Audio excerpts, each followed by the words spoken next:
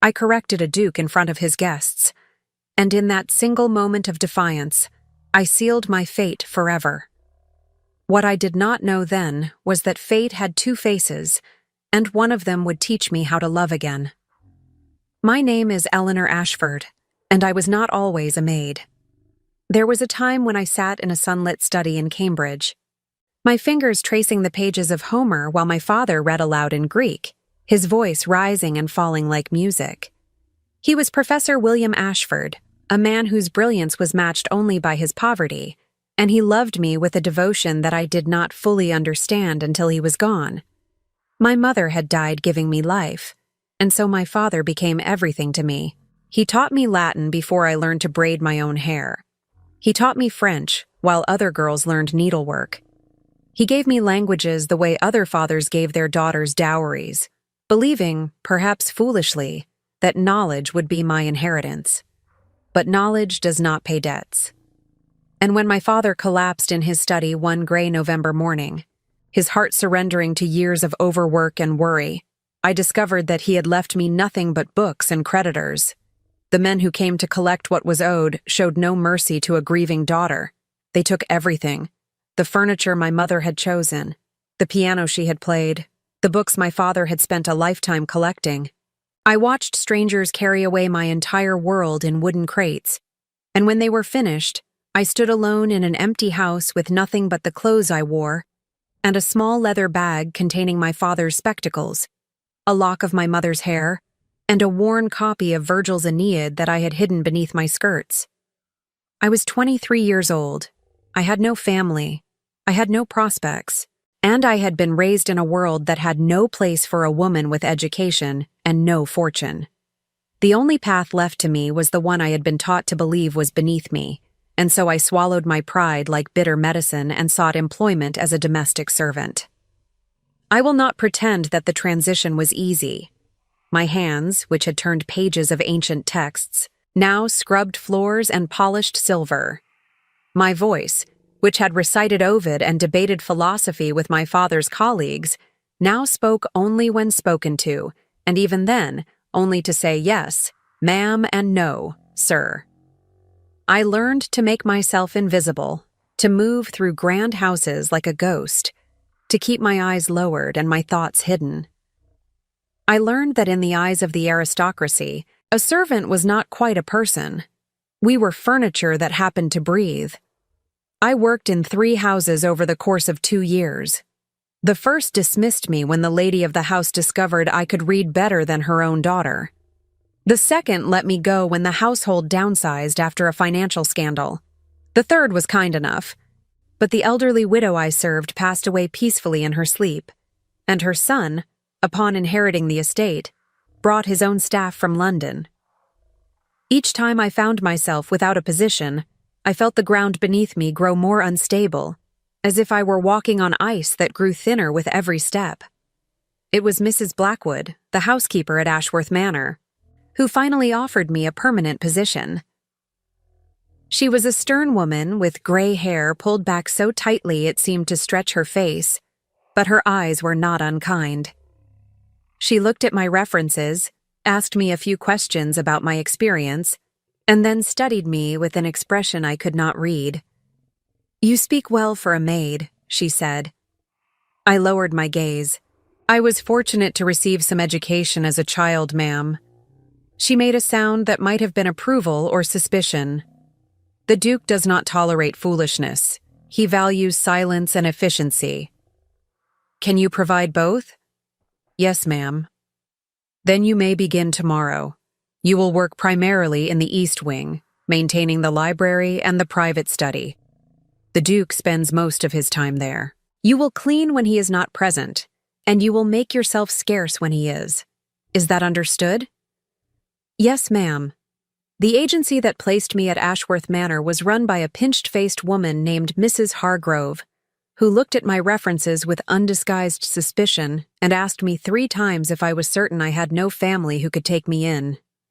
When I assured her that I did not, she sighed heavily, as if my orphaned state were a personal inconvenience, and told me that she had one position available. "It was in Yorkshire," she said. in a great house that had difficulty keeping staff. The work was hard, the master was cold, and the location was remote. But the pay was fair, and the housekeeper was said to be reasonable. I took the position without hesitation. I had learned, by then, that beggars could not be choosers, and that any roof over my head was better than none. The journey to Yorkshire took 3 days by coach, through rain and mud and countryside that grew increasingly wild as we traveled north. I shared the coach with a merchant's wife who talked incessantly about her daughter's upcoming wedding, a clergyman who snored through most of the journey, and an elderly woman who knitted in silence and occasionally gave me sympathetic looks, as if she could sense the weight of loss that I carried with me. I did not speak to any of them beyond the necessary pleasantries. I had learned to guard my words as carefully as I guarded my heart. When I finally arrived at the village nearest to Ashworth Manor, the rain had stopped and the sky had cleared to reveal a landscape of stark, windswept beauty. The moors stretched in every direction, purple with heather, and in the distance, I could see the silhouette of a great house perched on a hill, its towers reaching toward the clouds like fingers grasping for something just out of reach. A cart was waiting to take me the final miles to the estate, driven by a taciturn man who answered my attempts at conversation with grunts and monosyllables. I gave up after the first quarter hour and simply watched the landscape unfold around me, feeling smaller and smaller as the great house grew larger and larger on the horizon. And so I came to Ashworth Manor, a sprawling estate in the countryside of Yorkshire that seemed to exist outside of time itself. The house was magnificent and melancholy, with towering windows that let in pale gray light and endless corridors that echoed with the footsteps of the living and, I sometimes imagined, the whispers of the dead. It had been the seat of the Ashworth family for generations, and it wore its history like a heavy cloak. Portraits of ancestors lined the walls, their painted eyes following me as I passed. Crystal chandeliers hung from ceilings so high they seemed to touch the clouds. And everywhere, there was silence. The Duke of Ashworth was Theodore Ashworth, the fifth of his name, and he was everything the servants whispered about during our brief moments of rest. He was 31 years old, tall and lean, with dark hair that he wore slightly longer than fashion dictated, and eyes the color of winter storms. He moved through his own house like a man haunted by something he refused to name, his expression perpetually guarded, his manner cold as marble. The other servants spoke of him in hushed tones, as if even saying his name too loudly might summon his displeasure. He was married once. Lily, one of the kitchen maids, told me during my first week, to Lady Catherine Pembroke. Beautiful woman, they say. But she died just a year after the wedding. Some say childbirth, though there was no child that survived. Others say it was a fever. Whatever it was, it changed him. He used to smile, they say. Used to host grand parties and ride out with the hunting parties. Now he just sits in that library of his, surrounded by his books, and speaks to no one unless he must. I listened to these stories with the detachment I had cultivated over my years in service. The personal lives of my employers were not my concern. I was there to dust and polish and disappear, and that was precisely what I intended to do. But I would be lying if I said I was not curious about the man who had locked himself away with his grief and his books, the man who had made a fortress of his own heart. I saw him for the first time on my 3rd day at Ashworth Manor. I had been sent to the library to prepare it for his afternoon study, and I had been assured that he would not arrive until 2 o'clock. It was 1:30 when I slipped through the heavy oak doors, my cleaning supplies in hand, expecting to find the room empty. Instead, I found him. He was standing by the window, his back to me, his silhouette framed by the pale light that filtered through the glass. He held a book in one hand, and he was so still that for a moment I thought he might be a statue, some elaborate piece of art that I had somehow failed to notice before. But then he turned, and his eyes met mine, and I felt something shift in the air between us, something I could not name. He was handsome in a severe way, all sharp angles and shadows. But it was not his appearance that struck me most. It was the way he looked at me, or rather, through me, as if I were a pane of glass and he was searching for something on the other side. There was no warmth in that gaze, no curiosity, only a kind of tired dismissal, as if my presence was an inconvenience he had learned to tolerate. "You are the new maid," he said. It was not a question. "Yes, Your Grace." I curtsied, keeping my eyes on the floor. "I apologize for the intrusion. I was told you would not be using the library until 2. I changed my mind. I will return later, Your Grace." I turned to leave, but his voice stopped me. "Wait." I froze, my heart suddenly pounding for reasons I did not understand. Slowly, I turned back to face him, my gaze still carefully lowered. "What is your name?" "Eleanor, Your Grace." "Eleanor Ashford." "Ashford." He repeated the name slowly, as if tasting it. "An unusual name for a maid." "It is my father's name, Your Grace." He was a school teacher. The lie came easily. I had told it so many times that it almost felt true. A school teacher was respectable enough to explain my education, but humble enough to explain my current circumstances. It was the story I had crafted for myself, the mask I wore to hide the truth of who I had been. The Duke said nothing more. He simply turned back to his window and his book, and I understood that I had been dismissed. I slipped out of the library as quietly as I had entered, and I did not breathe properly until I was safely in the servants' corridor, alone with my racing thoughts.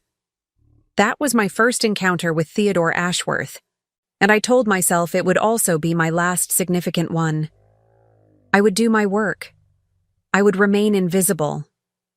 I would give him no reason to notice me, and he would give me no reason to think of him. It was a simple plan, a safe plan, and for several weeks, it worked perfectly.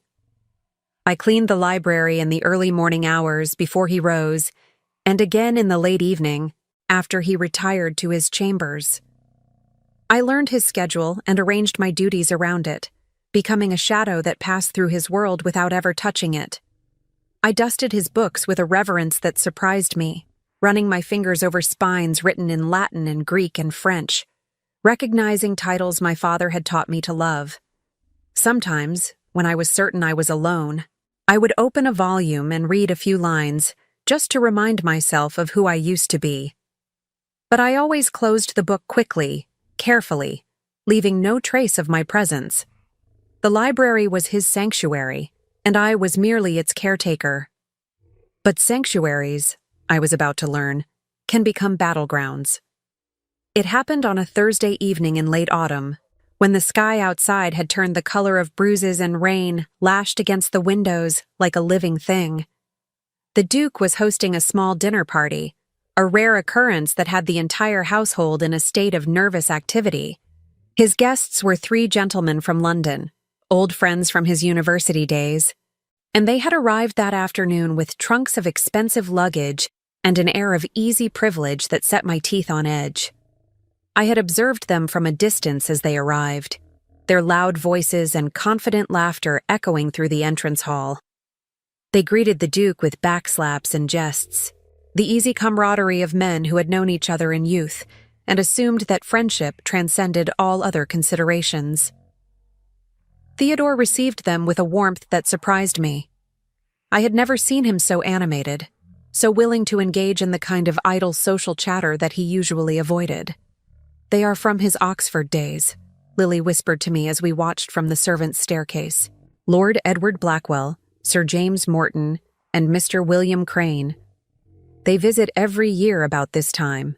The Duke is always different when they are here, almost like his old self, before the Duchess died. Their presence in the house changed its atmosphere entirely. The quiet, contemplative mood that usually prevailed gave way to something louder and more chaotic. The gentlemen drank port in the drawing room, played billiards late into the night, and filled the corridors with their booming voices and hearty laughter. The servants scurried to meet their demands, and I found myself working longer hours than usual, polishing silver and preparing rooms and generally trying to stay out of the way. I was not supposed to be in the library that evening. The dinner was being held in the formal dining room, and I had been assigned to help with the clearing of courses, but one of the footmen had fallen ill, genuinely ill, and not simply avoiding work as the servants sometimes did when the demands became too great. Mrs. Blackwood had sent me to the library to light the fire and prepare the room for after-dinner drinks. I was to complete the task quickly and then disappear, as I always did. The fire took longer to catch than I had expected. The wood was damp, perhaps, or the draft in the chimney was not drawing properly. I knelt on the hearth, coaxing the flames with patience I did not feel, acutely aware that time was passing and that the gentlemen would finish their meal soon. I had just managed to get a proper blaze going when I heard voices in the corridor. Male voices, loud with wine and laughter. Before I could rise from my knees, the door swung open and the Duke entered with his 3 guests. I scrambled to my feet, my heart lurching into my throat. I curtsied deeply, keeping my eyes on the floor, praying that they would not notice me, that I could slip past them and escape into the safety of the servants' passage. But luck, it seemed, had abandoned me. "Ah," one of the guests said, his voice carrying the lazy drawl of a man who had never known a moment of hardship. "Who is this pretty little thing?" I felt my cheeks burn with a mixture of embarrassment and anger. I curtsied again, still not looking up. "I am just a maid, sir. I was preparing the fire. I will leave you to your evening." "Nonsense," another guest said. "Stay a moment. We could use some entertainment. Tell me, girl, can you read?" The question was meant to mock. I could hear it in his tone, see it in the way the others chuckled. They expected me to stammer, to blush, to confirm their assumptions about the limitations of the lower classes. They expected me to be exactly what they believed I was, ignorant, simple, beneath their notice. I should have said no. I should have played the part I had been playing for years, the part that kept me safe. But something in me, some stubborn flame that my father had kindled long ago, refused to be extinguished. "Yes, sir," I said quietly. "I can read." The room went silent for a moment, and then the first guest laughed. "She can read," he says. "How delightful. Can you read Latin, girl? Or is that beyond your capabilities?" I did not answer. I could not. To admit that I knew Latin would be to expose myself, to raise questions I could not afford to answer. So I simply stood there, my hands clasped before me, my gaze fixed on the floor. It was the Duke who spoke next, and his voice was different from the others. Colder, sharper, like a blade being drawn from its sheath. "Leave her alone, Edward," he said. "She is a servant, not a circus performer." I should have felt grateful for his intervention. Instead, I felt something else, something that took me a moment to identify. It was pity. He was defending me not out of respect, but out of the same dismissive condescension that had driven his friends to mock me. To him, I was a creature too simple to be worth tormenting, a dog that should not be kicked only because it did not know any better. The guest called Edward raised his hands in mock surrender. "Very well, very well. No offense meant. But since you mention it, Theodore, I have been meaning to ask you about that passage in Virgil we were discussing earlier. The one from the Aeneid. You quoted it at dinner, but I believe you made an error." The Duke's expression flickered. A brief flash of something that might have been irritation. "I made no error. You said," Edward continued, clearly enjoying himself, "Forsanet haec olim meminisse juvabit." But surely the correct phrasing is, "Forsan et haec olim meminis juvabit." He pronounced the words with exaggerated care, looking around at the others as if expecting applause for his erudition. The Duke's jaw tightened. "That is exactly what I said." No, Edward insisted. "You used the future tense incorrectly. Juvabit should be pronounced with the emphasis on the second syllable, not the third. It is a common mistake among those who learned their Latin from books rather than proper tutors." The other guests murmured in agreement, and I watched as the Duke's face hardened. He was not wrong. The pronunciation was correct. But Edward was attempting to embarrass him, to assert dominance in that petty way that men of privilege so often employed. And the Duke, for all his coldness, was losing. I should have stayed silent. I should have let them have their foolish argument and slipped away unnoticed. But my father's voice was in my head, as clear as if he were standing beside me. Never let ignorance win, Ellie. Never let them rewrite what is true. And so I spoke. If I may, sir. The words left my mouth before I could stop them. Every head in the room turned toward me. The Duke's eyes, gray and cold, fixed on my face with an intensity that made my breath catch. Edward laughed. The maid wishes to contribute to our Latin debate. By all means, girl, enlighten us. I should have backed down. I should have apologized and fled. But it was too late. The words were already forming on my tongue, and there was no calling them back. The Duke's pronunciation was correct, sir, I said, my voice steady despite the trembling in my hands.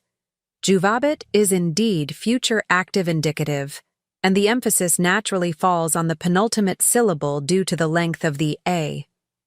Furthermore, if you wish to correct his grammar, you might note that the full line, as Virgil wrote it, is forsanet haec olim meminisse juvabit, with the classical I rather than the medieval J. But the Duke's rendition was faithful to both the meter and the meaning. Silence. Complete, absolute silence. Edward's face had gone red. His companions were staring at me with expressions that ranged from shock to outrage. And the Duke was looking at me as if he had never seen me before, as if I had materialized out of thin air and spoken to him in tongues. I realized with a sickening lurch what I had done. I had corrected a guest. I had displayed knowledge that no maid should possess. I had shattered the careful illusion I had spent years constructing, and there was no putting the pieces back together. I curtsied, my legs trembling. I apologize for speaking out of turn, I said. I will take my leave. I did not wait for permission. I turned and walked toward the door, my heart pounding so loudly I was certain they could all hear it. I expected to be stopped. I expected to be shouted at, dismissed on the spot, thrown out into the cold rain with nothing but the clothes on my back. But no one stopped me. No one said a word. And as I slipped through the door and into the corridor beyond, I allowed myself one small, foolish hope that perhaps, this would be the end of it. I was wrong. The summons came the following morning. Mrs. Blackwood found me in the linen closet, my arms full of freshly pressed sheets, and her expression told me everything I needed to know. "The Duke wishes to see you in the library," she said, her voice carefully neutral. "Immediately." "Yes, ma'am." I set down the linens with hands that shook only slightly. I smoothed my apron, tucked a stray strand of hair behind my ear, and walked to my execution with all the dignity I could muster. The library was quiet when I entered, the fire from the night before reduced to glowing embers. The Duke stood by the window, as he had the first time I saw him, his back to the door, his silhouette framed by pale morning light. He did not turn when he heard me enter. "Close the door," he said. I obeyed, and the soft click of the latch seemed to echo in the vast room like a death knell.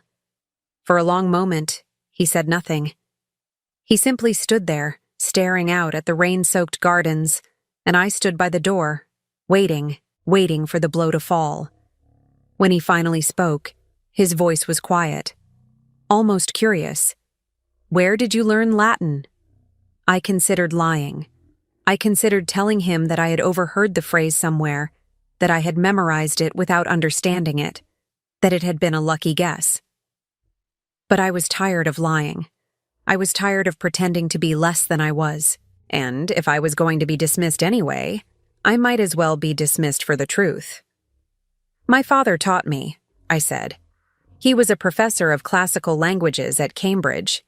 He died 3 years ago, and I had no means of supporting myself. So I became a maid. The Duke turned then, and for the first time I saw something other than coldness in his eyes. It was surprise, yes, but also something else, something that looked almost like respect. "A professor's daughter," he said slowly. "Scrubbing floors in my house? A woman must eat, Your Grace, and women of education without fortune have few options available to them." He was silent for a long moment, studying me with that penetrating gaze that seemed to see through all my carefully constructed defenses.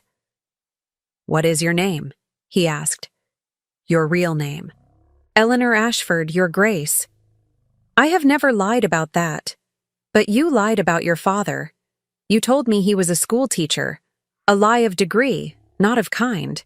He was a teacher. I simply failed to mention the level at which he taught." The corner of his mouth twitched just slightly, and I realized with a start that he was fighting a smile. It transformed his face, softening the hard lines, making him look younger, more human. "You corrected my guest's Latin," he said, "in front of everyone. Do you have any idea how furious Edward was?" I clasped my hands before me, bracing myself. "I apologize, Your Grace." I spoke out of turn. "I understand if you wish to dismiss me." "Dismiss you?" He laughed then, a short, surprised sound that seemed to catch even him off guard. "Miss Ashford, I have not been so entertained in years. Edward Blackwell has been insufferable since our days at Oxford, always convinced that he is the most intelligent man in any room. To watch a maid, a woman he believed to be illiterate, correct his Latin with such precision and such poise, it was the most satisfying moment of my entire week." I stared at him, unable to comprehend what I was hearing. "You are not angry?" "I am many things, Miss Ashford. Curious, certainly. Intrigued, absolutely. But angry. No." He moved away from the window, walking slowly toward his desk, his fingers trailing along the spines of the books that lined the walls. "Tell me, what else did your father teach you?" I hesitated, uncertain whether this was a trap. But something in his manner, a genuine curiosity that I had not expected, encouraged me to speak. "Latin, Greek, French," I said. "Some Italian and German. Literature, philosophy, history. He believed that a mind should know no boundaries. And do you agree with him?" "I do, Your Grace, though I have learned that the world often disagrees." He nodded slowly, as if I had confirmed something he already suspected. "I have a proposition for you, Miss Ashford." My heart stuttered. A proposition. The word carried weight, implications that made my stomach clench with sudden fear. I had heard stories of aristocrats who made propositions to their maids, propositions that had nothing to do with respect and everything to do with power. "Your Grace," I began, but he held up a hand. "Not that kind of proposition," he said, and there was a weariness in his voice that surprised me. "I am not that kind of man." He sighed, running a hand through his dark hair. "I have a library of over 10,000 volumes, Miss Ashford. Many of them rare, many of them in languages that I read imperfectly. I have been searching for a librarian, someone who could catalog my collection, translate certain texts, assist me in my research. But finding someone with the necessary qualifications who is also willing to live in the countryside of Yorkshire has proven difficult." He looked at me directly. "You have the qualifications. You are already here. The position would come with a significant increase in wages and a private room in the East Wing. You would no longer be required to perform the duties of a maid." I stood frozen, unable to believe what I was hearing. He was offering me a lifeline, a way out of the drudgery that had consumed my life for the past 3 years. He was offering me books, languages, intellectual work. He was offering me a chance to be myself again. But I was not naive. I knew how the world worked. I knew that a young woman alone with a duke, even in a library, would be subject to gossip, to scandal, to assumptions that could ruin whatever remained of my reputation. "Your Grace," I said carefully. "I am honored by the offer. Truly. But surely you must see how such an arrangement would appear. A woman in my position, working closely with a man in yours. The servants will talk. Society will talk. Let them talk," he said, and there was a bitterness in his voice that caught me off guard. "They have been talking about me for years. The widower who loved his wife so much that he locked himself away from the world. The duke who refuses to remarry, who refuses to produce an heir, who refuses to play the games that society demands. They will talk regardless of what I do or do not do, and I have long since stopped caring." He moved toward me, stopping at a respectful distance, and for the first time, I saw the loneliness beneath his cold exterior. It was there in the lines around his eyes, in the slight slump of his shoulders, in the way he held himself apart even as he reached out. "I am not asking for your affection, Miss Ashford," he said quietly. "I am not asking for anything improper. I am merely asking for your mind. I have not had a proper intellectual conversation in years. My books are my only companions, and they do not answer back." He paused, and when he spoke again, his voice was softer. "But you do. You answered back last night, and for the first time in longer than I can remember, I felt something other than bored. I should have said no. Every instinct for self-preservation that I had developed over the past 3 years screamed at me to refuse, to take the safe path, to remain invisible. But there was another voice in my head, my father's voice, reminding me that a life of safety was not always a life worth living. "If I accept," I said slowly, "I have conditions." His eyebrows rose. "Conditions. I will be treated as a scholar, not a servant. I will have access to the library at all hours. I will be addressed as Miss Ashford, not as a maid. And if, at any point, I feel that the arrangement is no longer appropriate, I will be free to leave with a letter of reference and 3 months' wages." He stared at me for a long moment and then, unexpectedly, he smiled. A real smile, one that reached his eyes and transformed his entire face. "You drive a hard bargain, Miss Ashford. I learned from my father, Your Grace. He always said that a woman who does not advocate for herself should not expect others to do so on her behalf. Your father sounds like a wise man." "He was," I said, and for the first time in years, I allowed myself to feel the grief that I had buried so deep. He was the wisest man I ever knew. The Duke nodded slowly, and something passed between us in that moment, a recognition of shared loss, of loneliness, of the weight of carrying on when everything you loved had been taken from you. "Then we have an agreement," he said. "Welcome to Ashworth Manor, Miss Ashford. The library is yours." And so began my new life. The first few weeks were strange and tentative, like learning to walk again after a long illness. I moved my meager belongings from the servants' quarters to a small but comfortable room in the east wing, a room with a window that overlooked the gardens and a fireplace that kept the chill at bay. Mrs. Blackwood accepted the change in my status with a raised eyebrow, but no comment, and the other servants treated me with a mixture of curiosity and suspicion. I was no longer one of them, but I was not quite one of the family either. I existed in a strange liminal space, belonging nowhere and everywhere at once. The library became my sanctuary. It was a vast 2-story room with walls lined floor to ceiling with books, their spines a rainbow of leather and cloth and gilt. A rolling ladder allowed access to the upper shelves, and a massive desk dominated the center of the room, its surface covered with papers and inkwells and the remnants of the Duke's solitary studies. There were comfortable chairs by the fire, a window seat cushioned in faded velvet, and a sense of quiet that seemed to absorb all sound and hold it tenderly. I would spend hours in that room, ostensibly cleaning, but in truth simply breathing in the scent of old paper and leather, letting the presence of so many words wash over me like a balm. The library at Cambridge, where my father had spent his days, had smelled exactly like this, a mixture of dust and ink and the particular mustiness that comes from centuries of accumulated knowledge. Being surrounded by books again felt like coming home, even if I was only there to dust them. The collection itself was extraordinary.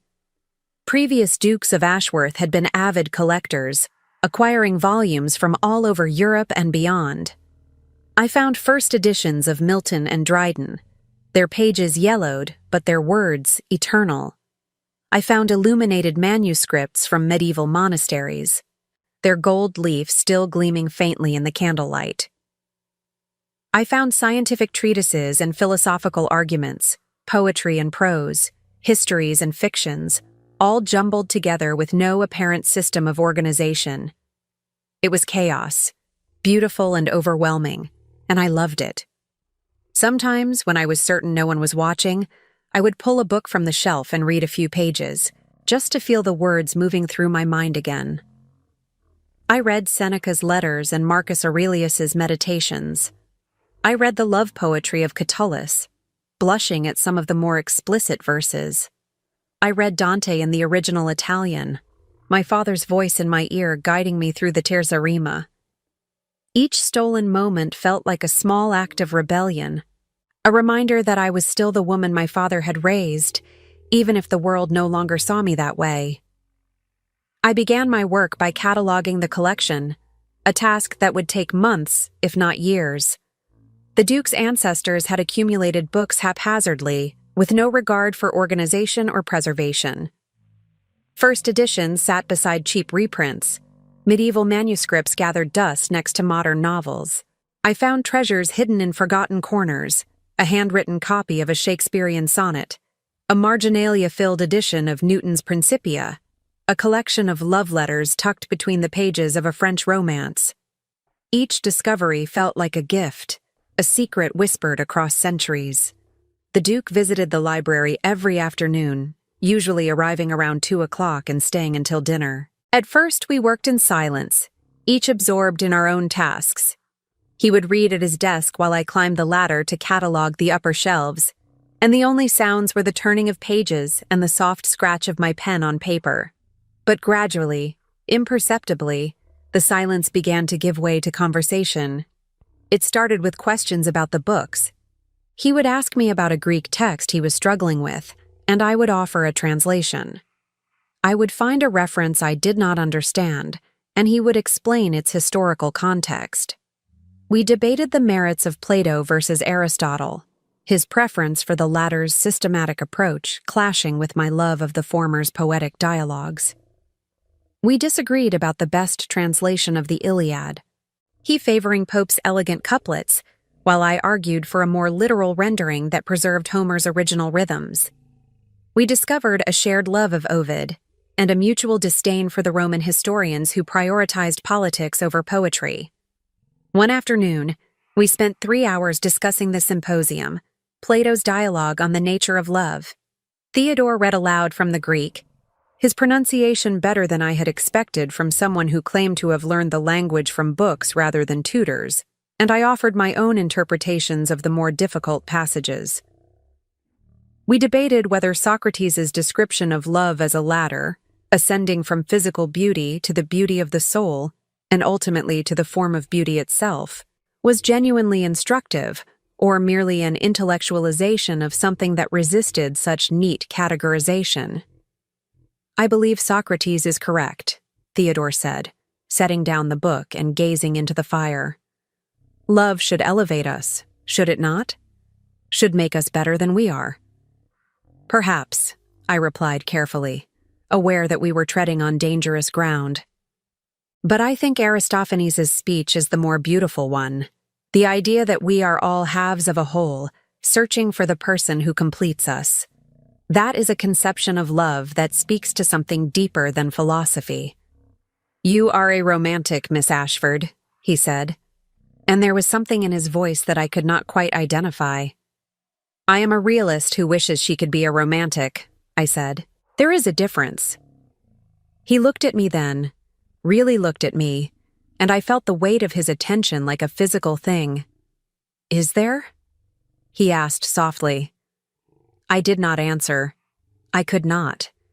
To answer would be to reveal too much, and I had already revealed far more than was safe. The days grew shorter as autumn deepened into winter. Frost crept across the windows each morning, and the fires in every room burned higher and longer as the cold seeped into the ancient stones of the manor. I found myself grateful for the library's warmth, grateful for the hours I could spend there wrapped in my shawl, surrounded by books and by Theodore's quiet presence. We developed rituals, as people who spend time together inevitably do. He would bring tea in the afternoons, a pot of strong Darjeeling that we shared without formality, passing the cup back and forth as we discussed whatever text had captured our attention. I would read aloud to him sometimes, when his eyes grew tired from hours of close work, my voice filling the room with the words of poets and philosophers long dead. He would listen with his eyes closed, his face relaxed in a way it never was when he thought anyone was watching. I learned the contours of his mind during those weeks. I learned that he was brilliant but undisciplined, his thoughts leaping from subject to subject in ways that could be exhilarating or exhausting depending on one's perspective. I learned that he had a dry wit that emerged only when he was comfortable, that he laughed rarely but genuinely, that he could be surprisingly tender when discussing things that mattered to him. I learned that he still loved Catherine, that he probably always would, but that his grief was no longer the open wound it had once been. It had become a scar, visible but healed, a part of him rather than the whole. And I learned, slowly and against my will, that I was falling in love with him. "You have strong opinions, Miss Ashford," he said one afternoon, a note of amusement in his voice. I had just finished a passionate defense of Sappho's fragments against his claim that incomplete works could not be properly appreciated. "I have been told that before, Your Grace," I replied. "Usually as a criticism, it was not meant as one." He set down his book and looked at me with that penetrating gaze that still made my heart race, though I was learning to hide it. I have spent years surrounded by people who agree with everything I say. It is refreshing to encounter someone who does not. I curtsied, a hint of irony in the gesture. "I aim to be refreshing, Your Grace." He laughed, that short, surprised sound that I was beginning to hear more often. "And you succeed, Miss Ashford. You succeed." As the weeks passed, I began to see the man behind the mask. Theodore, as I had begun to think of him in the privacy of my own mind, was not cold by nature. He was cold by necessity, by the armor he had built around himself to survive the loss of his wife and the expectations of a society that demanded he move on before he was ready. When he forgot to guard himself, when he became absorbed in a text or a debate, the warmth in him emerged like sunlight breaking through clouds. He was funny, in a dry, understated way. He was curious about everything, from the habits of insects to the philosophy of distant lands. And he was kind, in ways he did not seem to recognize himself. A word of thanks to a servant, an extra blanket sent to the stables on a cold night, a quiet instruction that my wages were to be increased without my knowledge. But there were also shadows. There were days when he did not come to the library at all, when Mrs. Blackwood told me quietly that he was indisposed and I should work alone. There were moments when I caught him staring at nothing, his face a mask of grief so profound that I had to look away. And there was a portrait in the hallway outside his chambers, a portrait of a woman with golden hair and laughing eyes. And I knew without being told that this was Catherine, his lost wife, the ghost that still haunted these halls. I did not ask about her. It was not my place. And yet, her presence was everywhere, in the books she had chosen for the library, in the flowers that were still placed in her favorite vase, in the way the Duke sometimes paused in the middle of a sentence, as if listening for a voice that would never answer. I told myself that my growing feelings for him were nothing, a foolish infatuation, born of proximity and loneliness. I was grateful for the position he had given me, grateful for the intellectual companionship, grateful for the chance to be something more than a drudge. But gratitude was not love. And even if it were, love between a duke and a professor's daughter was impossible. He was a world above me, separated by birth and fortune and the unbreakable rules of society. To hope for anything more was to court heartbreak, and I had already known enough heartbreak to last a lifetime. So I buried my feelings deep, as I had buried so many things over the years. I focused on my work. I cataloged his books. I translated his texts. And if my heart beat faster when he entered the room, if my breath caught when our hands accidentally touched, if I dreamed of him in ways that made me blush in the morning light, well, those were my secrets to keep. The trouble with secrets is that they have a way of revealing themselves. It was a winter evening, the kind of cold that seeps into your bones and makes the fire seem like the only living thing in the world. The Duke and I had been working late, debating a particularly thorny passage in Lucretius, and the hours had slipped away unnoticed. When I finally looked up, the candles had burned low, and the clock on the mantel showed nearly midnight. "I should retire, Your Grace," I said, rising from my chair. "It is late." He looked up from his book, and there was something in his expression that I had not seen before. A vulnerability, a hesitation, as if he were wrestling with words he was not sure he should speak. "Stay," he said. "Please, just for a moment." I should have said no. I should have curtsied and left, preserved the proper boundaries that existed between us. But something in his voice held me, a loneliness so deep that it echoed my own. I sat back down. For a long moment he was silent. The fire crackled softly, and somewhere in the house, a clock chimed the hour. When he finally spoke, his voice was quiet. "Do you ever wonder," he said, "what your life might have been like if things had been different? Every day, Your Grace." He nodded slowly, as if I had confirmed something he already knew. I was 24 when I married Catherine. Young, foolish, convinced that love conquered all. He smiled, but it was a sad smile, heavy with memory. She was everything I was not. Warm where I was cold, open where I was guarded. She made me laugh. She made me believe that perhaps the world was not as harsh as I had always thought. "She sounds wonderful," I said softly. She was. He looked down at his hands, clasped loosely in his lap. "She died of a fever, 2 weeks after our first anniversary. There was nothing anyone could do. I held her hand and watched the life leave her eyes, and when it was over, I did not know how to go on." "I am sorry," I said, and the words felt inadequate, as all words do in the face of grief. He looked up at me then, and for the first time, I saw tears in his eyes. The cold, guarded Duke who never showed emotion was crying, and the sight broke something open in my chest. "I locked myself away after she died," he said. "I told myself I would never love anyone again. I told myself that the pain was too great, that I could not survive it a second time. And for years, I believed it. For years, I was content to live in my books, in my memories, in the tomb I had built around my own heart. But then," he said, and his eyes met mine with an intensity that stole my breath, "you corrected my Latin. I could not speak. I could not breathe. I could only sit there, frozen, as the world tilted on its axis. You corrected my Latin, and you looked at me without fear. You spoke to me as if I were a man, not a title. You challenged me and frustrated me and made me laugh for the first time in years. And I found myself, against all reason, against all expectation, wanting to know you, wanting to be near you, wanting things I had sworn I would never want again." "Your Grace," I began, but he held up a hand. "Theodore," he said, "please, just for tonight. Can I be Theodore?" I swallowed hard, my heart pounding so loudly I was certain he could hear it. "Theodore." He smiled, and it was a real smile, the kind that reached his eyes and softened all the hard lines of his face. "I know that what I am about to say is improper," he said.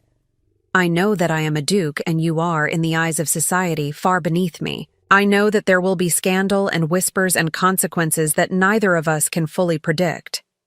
But I have spent too many years being proper, Eleanor. I have spent too many years letting society dictate the boundaries of my heart, and I find that I am tired of it. I am tired of being alone. I am tired of pretending that I do not feel what I feel. He rose from his chair and crossed the room to where I sat, kneeling before me so that our eyes were level. "I love you," he said. "I love your mind and your spirit, and the way you refuse to be invisible. I love the way you look at a book like it holds the secrets of the universe. I love that you corrected my guest's Latin without a moment's hesitation, even knowing it might cost you everything. I love you, Eleanor Ashford, and I do not care if the whole world thinks I am mad." I was crying. I had not even realized it until I felt the tears on my cheeks, hot and unexpected. All the years of loneliness, all the nights I had spent wondering if anyone would ever see me, truly see me, again. All the masks I had worn, the parts I had played, the pieces of myself I had hidden away because the world had no place for them. And now this man, this impossible man, was looking at me as if I were the most precious thing he had ever seen. "This is impossible," I whispered. "You know that. You are a duke. I am nobody." "You are not nobody," he said fiercely. "You are the most extraordinary person I have ever met, and I do not care about possibility. I care about you." "But society," I protested, even as my heart strained toward him. "Your family, your position. I have nothing to offer you but scandal. Society can hang itself for all I care," he said, and there was a passion in his voice that I had never heard before. "I have played by society's rules my entire life. I married the woman they chose for me. I attended the events they expected of me. I performed the duties they demanded of me. And what did it get me? A year of happiness followed by decades of grief and emptiness." He shook his head, his jaw tight. "No. I am done letting others dictate the terms of my existence. If loving you is scandalous, then let me be scandalous. If wanting you is improper, then let me be improper. I would rather live one day as myself than 1,000 years as the man they want me to be." He reached up and cupped my face in his hands, his thumbs brushing away my tears. "Tell me you do not feel the same," he said. "Tell me, and I will never speak of this again. I will find you a position in another household. I will give you whatever references you need, and I will spend the rest of my life regretting this moment. But if you feel even a fraction of what I feel, Eleanor, if there is any chance at all, then please, please do not walk away from me." I looked into his eyes, gray as winter storms, and I saw everything. His fear, his hope, his love, laid bare before me like an offering. And I knew, with a certainty that transcended logic and reason and all the rules that society had tried to teach me, that I loved him too. "I love you," I said. "I have loved you for weeks, perhaps longer. I have told myself it was impossible, that I was foolish, that I would only be hurt. But I love you, Theodore. I love you."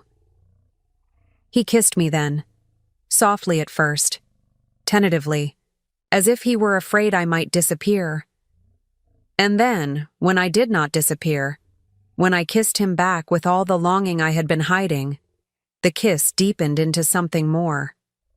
Something fierce and desperate and full of all the words we had not yet said. When we finally pulled apart, breathless and trembling, he rested his forehead against mine. "I will marry you," he said. "I do not care what anyone says. I will marry you, Eleanor Ashford, if you will have me." I laughed, a sound caught between joy and disbelief. "You are asking a maid to become a duchess. I am asking the woman I love to become my wife." He smiled, and there was a lightness in his face that I had never seen before. "There is a difference." I kissed him again, because I could, because he was asking me to spend the rest of my life doing exactly that. "Yes," I said. "Yes, I will marry you." The announcement sent shockwaves through the household and beyond. Mrs. Blackwood, to her credit, accepted the news with nothing more than a raised eyebrow and a quiet observation that she had suspected something of the sort. "I have seen the way he looks at you," she said, her voice carefully neutral. "And I have seen the way you look at him. I am not blind, Miss Ashford." She paused. Or should I say, Your Grace? The title felt strange on my tongue when I tried to imagine it applied to myself. "Please," I said. "It is still just Eleanor, at least until the wedding." She nodded, a ghost of a smile crossing her severe features. "As you wish." Eleanor. The other servants were less restrained. I heard whispers and saw looks, some curious, some hostile, some grudgingly admiring. Lily, the kitchen maid who had first told me the story of Catherine's death, found me in the corridor one evening and grabbed my hands with an enthusiasm that bordered on painful. "Is it true?" she demanded. "Are you really going to be a duchess?" "It appears so," I said, unable to suppress my own smile. "But that is wonderful," she exclaimed. "One of us, rising so high. It is like something out of a fairy story." I was not certain that my story qualified as a fairy tale, but I appreciated her excitement. It helped in those early days to have at least one person who was unreservedly happy for me. Not everyone was so kind.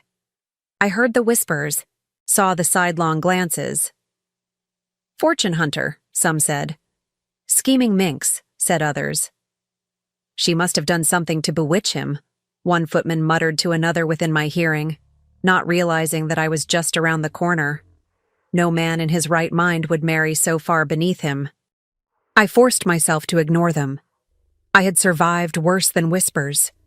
I had survived the loss of everything I loved, the destruction of my entire world. A few envious servants could not touch me. The news spread through Yorkshire like wildfire, and from there to London, where it became the scandal of the season.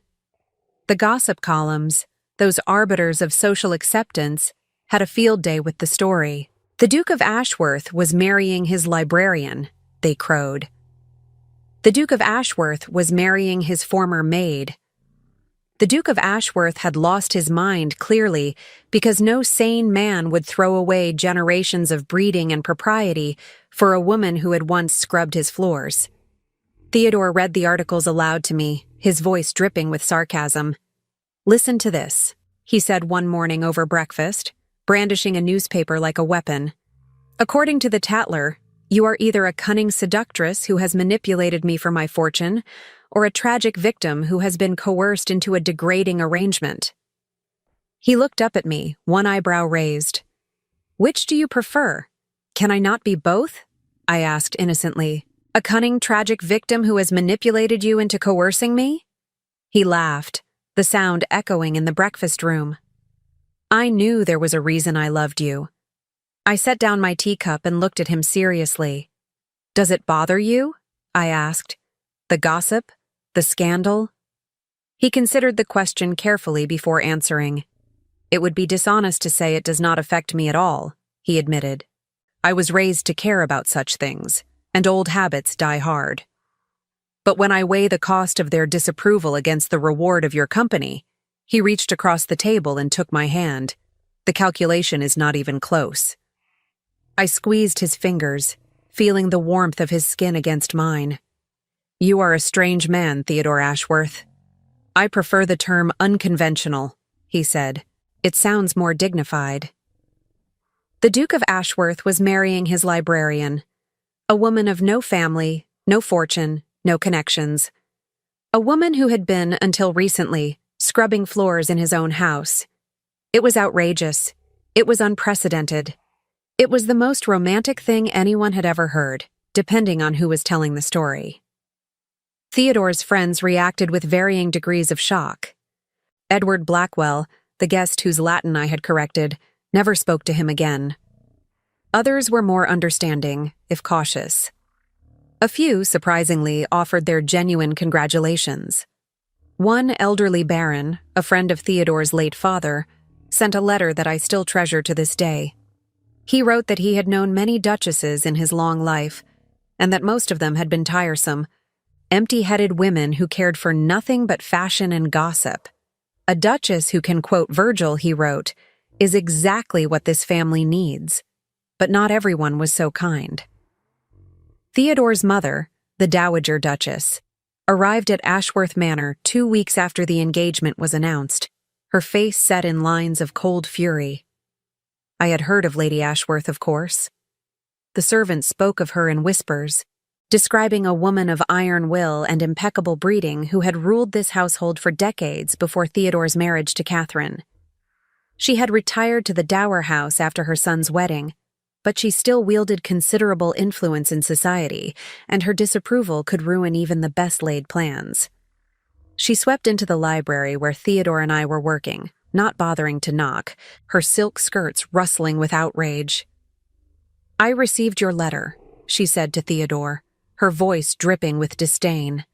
"I came as soon as I could, hoping that it was some kind of joke. Tell me, please, that you have not actually proposed marriage to a servant."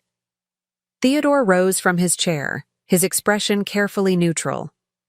"Mother, allow me to introduce Miss Eleanor Ashford, my fiancée." Lady Ashworth's gaze swept over me, and I felt myself being catalogued and dismissed in a single glance. "I know who she is," she said. "The girl who corrected Edward Blackwell's Latin. The entire county is talking about it." She turned back to Theodore. "Have you lost your mind? Have you forgotten everything you owe to this family, to our name, to the memory of your father?" "I owe nothing to a name," Theodore said, and his voice was calm but unyielding. "I owe everything to my own happiness, which has been in short supply these past years. Eleanor makes me happy. I am going to marry her. And if the family name suffers for it, then perhaps the family name was not worth as much as we believed." Lady Ashworth drew herself up to her full height. "Your father would be ashamed of you. My father married for duty and was miserable for 30 years. I will not make the same mistake." The room crackled with tension. I stood frozen, uncertain whether to speak or to remain silent, uncertain what role I was supposed to play in this drama. It was Lady Ashworth who finally broke the standoff. She turned to me, her eyes cold as ice. "You," she said, "do you have any idea what you are doing? Do you have any conception of what it means to be a duchess? The expectations, the responsibilities, the constant scrutiny? You will be mocked, girl. You will be whispered about in every drawing room in England. You will never be accepted, no matter how many books you have read or how perfectly you conjugate your Latin verbs. You will be a laughingstock, and you will drag my son down with you." I met her gaze without flinching. "I know exactly what I am doing, my lady, and I know exactly what I am risking. But I also know that your son has been alone for too long, locked away in this house with nothing but his grief for company. I cannot give him a noble bloodline or a political alliance, but I can give him companionship. I can give him someone who sees him as a man rather than a title. And if that is not enough for society, then perhaps society's standards need to be re-examined." Lady Ashworth stared at me for a long moment, and I saw something flicker in her eyes. Surprise, perhaps? Or grudging respect. "You have spirit," she said finally. "I will give you that. I have more than spirit, my lady. I have love." She turned back to Theodore. "If you do this, there will be consequences. I cannot protect you from them. I am not asking for your protection, mother. I am asking for your blessing. But if you cannot give it, I will marry her anyway." The silence stretched between them, heavy with years of unspoken words and unhealed wounds. And then, slowly, almost imperceptibly, Lady Ashworth's shoulders softened. "You are your father's son," she said, stubborn to the last. She sighed, a sound that held more weariness than anger. "Very well. If you are determined to do this, then do it properly. I will not have it said that my son's wedding was a hole-in-corner affair. We will have a ceremony befitting a duke, and we will present your bride to society as if she had been born to it. If we are going to weather a scandal, we might as well do it with style." She swept out of the room without another word, leaving Theodore and me staring after her in stunned silence. "Was that," I said slowly, "her blessing?" Theodore let out a breath, something between a laugh and a sob. "I believe it was." He crossed the room and took my hands in his. "Are you all right?" "I know she can be intimidating." I smiled, still shaking slightly from the encounter. "She is formidable, but I did not survive 3 years as a servant to be frightened by a dowager duchess." He kissed my forehead, a gesture so tender it made my heart ache. "My brave, brilliant Eleanor. What did I ever do to deserve you?" "You corrected my Latin," I said. The rest was inevitable. The wedding took place on a spring morning, when the gardens of Ashworth Manor were ablaze with roses and the air smelled of possibility. True to her word, Lady Ashworth had organized an event befitting a duke, with a guest list that read like a who's who of English aristocracy. If she could not prevent the scandal, she had decided to own it, presenting me to society with such confidence and authority that anyone who dared to whisper did so quietly and quickly fell silent. The preparations had taken months. There were dress fittings and menu selections, guest lists to approve, and seating arrangements to negotiate. Lady Ashworth oversaw every detail with military precision, brooking no argument and accepting no excuses. She was determined, she told me, that no one would be able to say the wedding was anything less than perfect. "I will not have it said that my son married in shame," she declared during one of our many planning sessions. "We will give them a spectacle they cannot criticize. And you," she fixed me with her piercing gaze, "will conduct yourself with such grace and dignity that they will have no choice but to accept you." "I will do my best, my lady," I said. "You will do better than your best," she replied. "You will be flawless." I wore a gown of ivory silk, simple but elegant, chosen by Lady Ashworth herself after hours of debate with the modiste from London she had summoned specifically for the occasion. "She has good bones," I had overheard her telling the modista. "We do not need to bury her in lace. Let the gown speak for itself." It was perhaps the kindest thing she had ever said about me, and I treasured it. The morning of the wedding dawned clear and bright, as if even the weather had decided to cooperate with Lady Ashworth's plans. I woke before sunrise, my stomach churning with a mixture of excitement and terror, and spent an hour simply staring at the ceiling, trying to comprehend that this day had actually arrived. My maid, a girl named Sarah who had been assigned to me since the engagement, helped me dress with trembling hands. She was barely 18, sweet-natured and easily flustered, and I suspected she was more nervous than I was. "You look beautiful, miss," she breathed as she fastened the last button. "Like a princess." I looked at my reflection in the mirror and saw a stranger looking back. The gown transformed me, softening my sharp edges and lending me an elegance I had never possessed. My hair had been piled atop my head in an elaborate arrangement of curls and braids, secured with pearl-studded pins that had belonged to Catherine. Lady Ashworth had insisted on this detail, and though I had initially protested, I understood now what she intended. She was not erasing Catherine's memory. She was incorporating it. She was making me part of the family's history rather than an intruder upon it. Theodore waited for me at the altar, and when I walked toward him on the arm of the elderly baron who had written me that kind letter, I saw tears in his eyes. He was not wearing his mask, not today. Today, he was simply Theodore, the man I loved, the man who loved me. He wore a coat of deep blue velvet and a cravat of pristine white, and he had never looked more handsome. "You are beautiful," he murmured as I took my place beside him. "I cannot believe you are real." "I am very real," I whispered back, "and very much in love with you." The ceremony was a blur of words and music and the scent of flowers.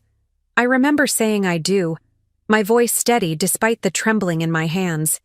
I remember feeling the cool weight of the ring on my finger, a band of gold set with a single sapphire that Theodore had chosen himself.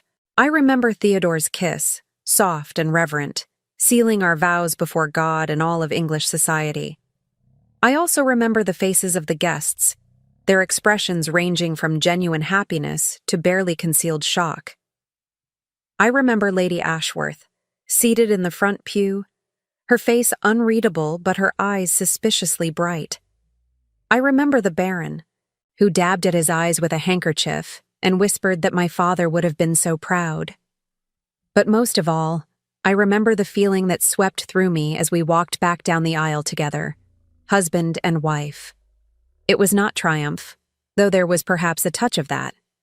It was not vindication, though I would be lying if I said I did not take some satisfaction in the faces of those who had looked down on me. It was something simpler and more profound. It was peace. For the first time in years, I felt that I belonged somewhere, not because of birth or fortune or the accidents of circumstance, but because someone had chosen me. Theodore had looked at me, had truly seen me, and had decided that I was worthy of love. And in that choice, I had found my home. The first years of our marriage were happy ones. We spent our days in the library, working side by side as we had always done, though now our debates were punctuated by kisses and our late-night discussions continued in the privacy of our chambers. Theodore began to emerge from his shell, accepting invitations he had declined for years, even hosting a few gatherings of his own. Society watched us with hawk-like attention, waiting for the cracks to appear, but we gave them nothing to criticize. We were partners, equals, two minds that had found their match. There were challenges, of course. There always are. I had to learn the 1,000 small rituals that governed aristocratic life, the complex dance of precedence and protocol that determined who sat where at dinner, who was greeted first at a reception, who could be acknowledged on the street, and who must be cut. Lady Ashworth was my teacher in these matters, drilling me on etiquette with the same rigor my father had once applied to Latin declensions. She was not gentle, but she was thorough, and by the end of my first year as Duchess, I could navigate a London ballroom without committing any unforgivable errors. I also had to learn to manage a great household, a task far more complicated than I had anticipated. As a maid, I had seen only a fraction of what went into keeping an estate like Ashworth Manor running. Now I was responsible for dozens of servants, thousands of pounds in annual expenses, and the complex logistics of maintaining multiple residences, gardens, farms, and tenants. Mrs. Blackwood was invaluable in those early days, patiently explaining the systems and hierarchies that kept everything functioning, never once reminding me that I had once been one of the maids she managed. And then there were the social battles. The Ton had not forgotten my origins, and there were those who never would. I learned to recognize the signs of snubbing, the turned backs and whispered conversations, the invitations that mysteriously failed to arrive. I learned to hold my head high regardless, to smile graciously at insults thinly veiled as compliments, to pretend not to notice when a room fell silent at my entrance. Theodore was my shield in those early years. He stood beside me at every event, his presence a silent challenge to anyone who might think of treating me with disrespect. He cut dead anyone who insulted me openly, regardless of their rank or fortune. And when I came home exhausted and discouraged, he held me in his arms and reminded me that none of it mattered, that the only opinion worth caring about was his.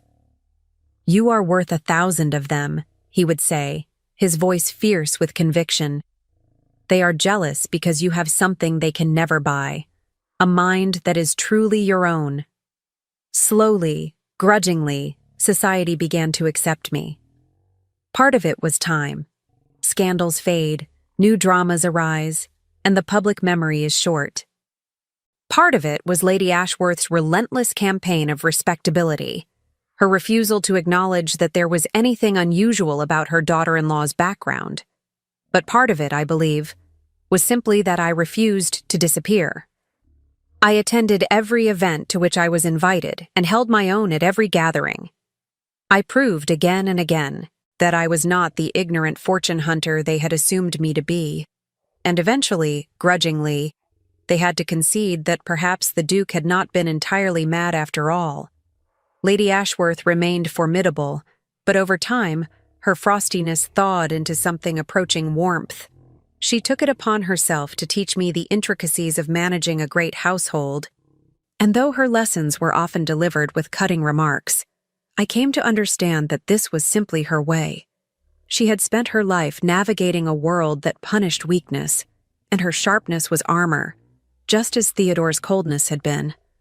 One evening, nearly 2 years after my wedding, she found me in the library, reading a letter that had just arrived. "You look troubled," she said, settling into the chair across from me with the easy authority of a woman who had spent decades commanding rooms. I set down the letter. It is from an old colleague of my father's. He is retiring from Cambridge and wishes to donate my father's papers to the university library. He wanted to know if I had any objections. Lady Ashworth raised an eyebrow. "And do you?" "I do not know." I paused, trying to find words for feelings I had never fully examined. My father's papers were all I had left of him, for a time. His notes, his translations, his marginalia. I carried them with me through every position I held, through every house where I was nothing more than another pair of hands. They were proof that I had once been something more. And now I am a duchess. I smiled, a little ruefully. I have a library of my own. Perhaps it is time to let others benefit from his work. Lady Ashworth was silent for a moment. Then she said, "Your father would be proud of you. Not because you married a duke, though I am sure he would have appreciated the irony, but because you never let circumstances diminish you. That is a rare quality, Eleanor. I did not see it at first, but I see it now." It was the closest she had ever come to an apology for her initial hostility, and I understood it for the gift it was. "Thank you, my lady," I said. "That means more than you know." She waved a hand dismissively. "Yes? Well? Do not let it go to your head. And for heaven's sake, stop calling me my lady. We are family now. You may call me Mother or Victoria if you prefer, just not my lady. It makes me feel ancient." I laughed, genuine and surprised. "I shall endeavor to remember that, Victoria." "See that you do." She rose, smoothing her skirts. "Now, I believe your husband is looking for you. Something about a rare manuscript he has acquired. The man is insufferable about his books, but I suppose you already know that." "I do," I said, rising as well. "It is one of the many things I love about him." "Yes," she said, and there was a softness in her voice that I had never heard before. "I am beginning to see that." Theodore met me in the main hall, his eyes alight with the particular excitement that meant he had made a discovery. "Come with me," he said, taking my hand. "There is something I must show you." He led me through the corridors of Ashworth Manor, past the portraits of his ancestors and the windows that looked out over the moonlit gardens, until we reached a part of the house I had never been allowed to enter. It was the old wing, the one that had been closed off after Catherine's death, the one that held her chambers and the memories Theodore had not been ready to face. He paused before a heavy wooden door, his hand on the handle. "I have been meaning to do this for some time," he said quietly, "but I could not do it alone. Will you come with me?" I squeezed his hand. "Of course." He opened the door. The room beyond was beautiful, though dusty with disuse. It had clearly once been a sitting room, filled with comfortable furniture and feminine touches that spoke of its former occupant. Flowers had been painted on the walls, faded now but still visible, delicate roses and trailing vines that must have taken an artist months to complete. A pianoforte stood in the corner, its keys silent and still, and there were books scattered on every surface, novels and poetry collections that Catherine had clearly loved. I moved through the room slowly, taking it all in. There was a writing desk by the window, its surface still holding a dried-out inkwell and a few sheets of yellowed paper. A sewing basket sat beside one of the chairs, needles and thread still arranged neatly inside. A shawl had been draped over the back of a settee, its fabric faded by years of sunlight streaming through the windows. It was as if Catherine had simply stepped out of the room one afternoon and never returned. As if time had stopped the moment she died, preserving this space exactly as she had left it. Catherine decorated this room herself, Theodore said, his voice thick with memory. She said it was her sanctuary, the one place in this enormous house that was entirely her own. She would spend hours here, reading and writing letters and playing that pianoforte. He smiled, but it was a sad smile, heavy with loss. She was not very good at the pianoforte, to be honest, but she played with such enthusiasm that it did not matter. I looked around, seeing not the dust and the decay, but the love that had gone into every choice, every detail. The flowers on the walls were wild roses, I noticed, not the cultivated varieties that filled the formal gardens. The books were well thumbed and worn, clearly read many times over. The shawl was a practical wool, not the silk that a duchess might be expected to wear. She sounds like a woman who knew her own mind, I said. She was, Theodore agreed. That was one of the things I loved most about her. She did not care what society expected of a duchess. She cared about what made her happy. She had wonderful taste, I said. She did. He moved to the pianoforte, running his fingers lightly over the keys. I had this room sealed after she died. I could not bear to see it, to be reminded of everything I had lost. But I realize now that I was not honoring her memory by hiding it away. I was hiding from my own grief. He turned to face me. I want to open this room again, he said. I want to restore it, make it part of our home. Not to forget Catherine, never that, but to remember her properly, to let her memory be a part of our life together, rather than a ghost that haunts us. I crossed the room and took his hands in mine. I think that is a beautiful idea, I said, and I think Catherine would have wanted that. He kissed me then, soft and slow, and when he pulled away, there were tears on both our faces. I loved her, he said. I will always love her. But I love you too, Eleanor. Differently, but no less. You have given me back my life, and you have given me mine, I said. We are even. He laughed, the sound echoing in the empty room, filling it with warmth. Then let us make this house a home, he said, together. And we did. Years passed, as years do, bringing with them the small joys and sorrows that make up a life. We restored Catherine's sitting room and made it a music room, filling it with the sounds of the pianoforte that I learned to play, badly at first, and then better. Theodore would sit in the corner chair that had once been Catherine's favorite and listen to me practice, his eyes closed, a peaceful expression on his face. Sometimes, when I played particularly well, he would join me at the instrument, and we would attempt duets, our fingers stumbling over each other on the keys, laughing at our own clumsiness. We expanded the library, acquiring rare volumes from across Europe. Theodore developed a particular interest in natural philosophy, and we spent one memorable summer attempting to replicate some of Newton's experiments in optics, filling the library with prisms and candles and getting in the way of the servants who were trying to dust. Another year, we became fascinated by the botanical works of Linnaeus, and Theodore commissioned a conservatory to be built on the south side of the house where we could grow exotic plants and study them at our leisure. We hosted salons where scholars and artists mingled with aristocrats, blurring the lines that society had tried so hard to draw. Theodore had connections to the Royal Society through his university days, and we began inviting naturalists and mathematicians to stay with us, men who cared nothing for social rank and everything for intellectual discourse.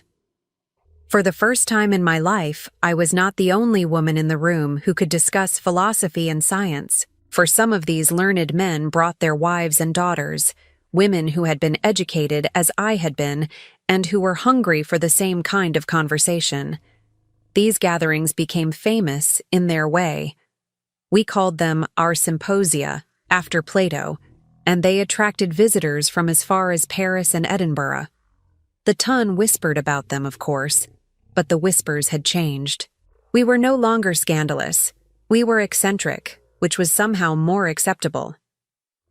The Duke and his unusual Duchess, with their books and their experiments, and their strange dinner parties where politics was forbidden and poetry was required.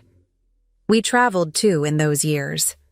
We spent a spring in Rome, wandering among the ruins of the Forum and reading Cicero in the places where he had once walked. We visited Paris before the Revolution, attending the salons of the philosophes and debating Voltaire with men who had known him personally. We went to Greece, to see for ourselves the land that Homer had sung of, standing on the plains of Troy and reciting the Iliad to each other while the wind whipped around us. Each journey deepened our bond. There is something about traveling together, about sharing the discomforts and delights of foreign places, that strips away pretense and reveals the core of a relationship. Theodore was an ideal companion, curious about everything, patient with delays and mishaps, equally comfortable in a grand hotel and a humble inn. And I discovered in myself a capacity for adventure that I had never suspected, a willingness to embrace the unknown that my father would have applauded. It was in Florence, in a gallery filled with Renaissance masterpieces, that Theodore turned to me and said something I have never forgotten. "I was dead before I met you," he said. "I was going through the motions of living, but I was dead inside. You brought me back to life, Eleanor. You taught me how to see the world again." I took his hand, there in front of Botticelli's Primavera, and I felt my heart overflow with gratitude and love. "You did the same for me," I said. I had given up on happiness. I had accepted that my life would be small and quiet and lonely. You showed me that it could be so much more. He kissed me then, in that gallery, in front of the other visitors who probably thought we were mad. And perhaps we were. But it was a beautiful madness, a madness I would not have traded for all the sanity in the world. Victoria remained formidable until her final breath, passing peacefully in her sleep at the age of 82. At her funeral, I wept, not just for the woman she had been, but for the mother she had become to me, in her own sharp, exacting way. And through it all, Theodore and I remained what we had always been: partners, lovers, friends. We argued about philosophy and kissed during thunderstorms. We read to each other by candlelight and danced in the empty ballroom when no one was watching. We built a life that defied every expectation society had for us, and we were happy. It is evening now as I write this, the candles burning low in my study, the same study where Theodore first asked me about my father. He is across the hall in the library, no doubt absorbed in some ancient text, and soon I will join him. We will sit by the fire, as we have done for decades, and we will talk about nothing and everything. And when we are tired, we will climb the stairs together, hand in hand. I am an old woman now, my hair more silver than brown, my hands marked by time. But when I look in the mirror, I see not the lines and wrinkles, but the journey that brought me here. I see the grieving daughter who lost everything, the maid who scrubbed floors and dreamed of books, the woman who corrected a duke's Latin and found love in the most unexpected of places. I think of my father often, still.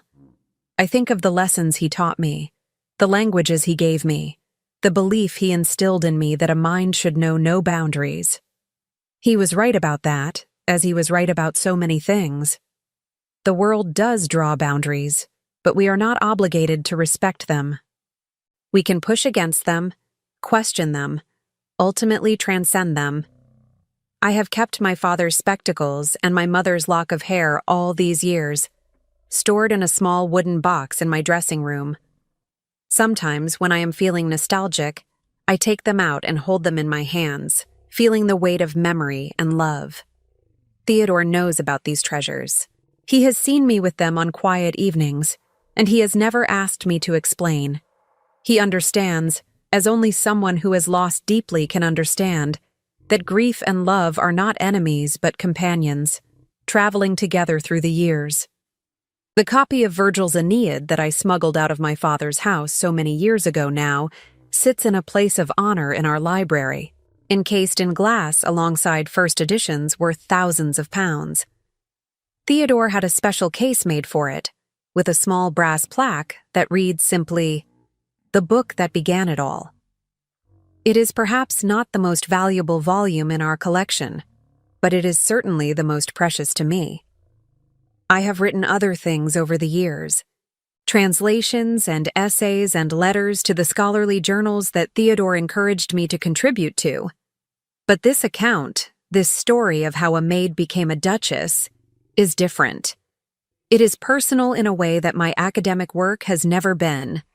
It is a gift, I suppose, to whoever might read it someday, a testament to the power of love and the resilience of the human heart. Theodore pushed against the boundaries of his class and his grief. I pushed against the boundaries of my circumstances and my fear, and together, we created something beautiful. This is my story, written for anyone who has ever felt invisible, who has ever been told they are not enough, who has ever loved against all odds. It is a story about Latin and libraries, about loss and redemption, about the quiet courage of speaking up when the world expects you to remain silent. It is also, I suppose, a love story. But then, all the best stories are. Tomorrow, Theodore and I will celebrate our 40th anniversary. He has planned something, I can tell by the secretive gleam in his eye, the same gleam he had when he first asked me to be his librarian. I do not know what it is, and I do not need to. Whatever it is, we will face it together, as we have faced everything. When I was young, my father used to say that the truest measure of a life was not wealth or status, but the love you gave and received. By that measure, my life has been immeasurably rich. I have been loved by a good man, and I have loved him in return. I have found purpose and meaning in work that matters to me. I have built a home out of books and memories and the quiet moments that make up a marriage. What more could anyone ask? The fire is dying now, and I should join Theodore before he comes looking for me. He worries when I stay up too late writing. He says it is bad for my eyes. Though we both know he simply wants an excuse to bring me tea and sit beside me while I work. I will end this account where it began, with a correction. Edward Blackwell said that the Duke pronounced his Latin incorrectly, and I corrected him. But the truth is, it was I who was corrected, in a far more important way. I had believed that I was diminished by my circumstances, that I was less than I had been because I had lost my place in the world. Theodore showed me that I was wrong. He showed me that my value did not depend on my station, that love could cross the boundaries society erected, that a maid could become a duchess not by forgetting who she was, but by being exactly who she had always been. Forsan et haec olim meminis juvabit. Perhaps someday it will be pleasing to remember even these things. Virgil wrote those words about hardship, about the trials that shape us. But I prefer to apply them to joy. Perhaps someday, when I am gone and this account is all that remains, someone will read it and remember. Not me, specifically, but the truth that my story represents. That love is possible, that redemption is real, that even the most unlikely beginnings can lead to the most beautiful endings. That is my legacy. That is what I leave behind. And that, I think, is enough. I set down my pen and rise from my desk, my joints protesting slightly as they always do in the cold. Across the hall, I can hear the familiar sound of pages turning, the soft murmur of Theodore reading aloud to himself, a habit he has never broken. I smile, gathering my shawl around my shoulders, and make my way toward the library. He looks up as I enter, and his face transforms with that particular light that has never dimmed, not in 40 years. "There you are," he says. "I was beginning to think you had forgotten me." "Never," I reply, settling into the chair beside him. I was writing. Your memoirs, something like that. He reaches for my hand, his fingers intertwining with mine as naturally as breathing. Will you read it to me someday? Perhaps, I say, when it is finished. He nods, content to wait as he has always been content to wait, trusting that I will share what I need to share when I am ready. I love you, he says, the words worn smooth by decades of use but no less precious for it. I love you too, I reply, and I always will. Outside, the snow begins to fall, soft and silent, blanketing the world in white. Inside, the fire crackles, the books stand sentinel on their shelves, and two people who found each other against all odds sit together in the gathering dusk, their hands entwined, their hearts at peace. This is not an ending. It is a continuation. And that, perhaps, is the best kind of story there is,